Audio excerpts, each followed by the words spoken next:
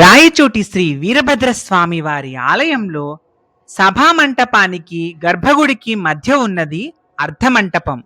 ఈ అర్ధమంటపానికి ముందు ద్వారానికి ఇరువైపులా నందికేశ్వర, మహాకాళేశ్వర అనే ద్వారపాలకులు ఉన్నారు.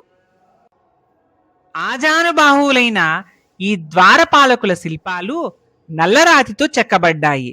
6 అడుగుల ఎత్తున్న ఈ మూర్తుల శిల్పాలు అందంగా కనిపిస్తాయి. కాలికి జంగు, కటికి శార్దూల పట్టి, నడుముకు కాసి పీతాంబరము, మెడలో రుద్రాక్షలు, ఇష్టలింగాలతో పాటు కంఠాభరణాలను కూడా ధరించి ఉంటారు. వీరి కేశపాసాలు నయనానందకరంగా కనిపిస్తాయి. అక్కడక్కడ రుద్రాక్షలతో అల్లబడిన ఈ కేశమండలంలో లింగాన్ని కూడా సమకూర్చారు. 4 చేతులున్న ద్వారపాలకులు పైన కుడి చేతిలో డమరుకాన్ని, ఎడమ చేతిలో త్రిశూలాన్ని, క్రింద ఎడమ చేతిలో గదని ధరించి కుడి చేతిలో ఆశీర్వదిస్తున్నట్టు, అభయహస్తంతో ఆశీర్వదిస్తున్నట్టు కనిపిస్తారు. చిరునవ్వులు చిందిస్తూ ఉండే ఈ ద్వారపాలకులకు చిన్న చిన్న కోరలున్న ముఖంలో క్రౌర్యం కనిపించదు.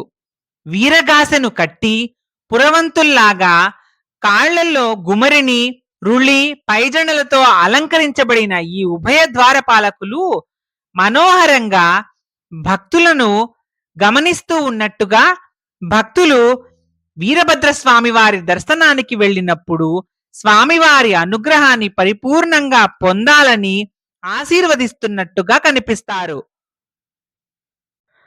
భక్తులు దర్శనానికి వెళ్ళేటప్పుడు ఎడమవైపున ద్వారపాలకుడిగా ఉన్న నందికేశ్వరుడికి నమస్కరించి లోపలికి వెళ్లి వీరభద్రుడిని దర్శించుకుని బయటికి వచ్చాక కుడివైపున ఉన్న మహాకాళేశ్వరునికి కూడా నమస్కరిస్తారు. ఓం నమః శివాయ. ఈ వీడియో మీకు నచ్చితే లైక్ చేసి షేర్ చేయండి.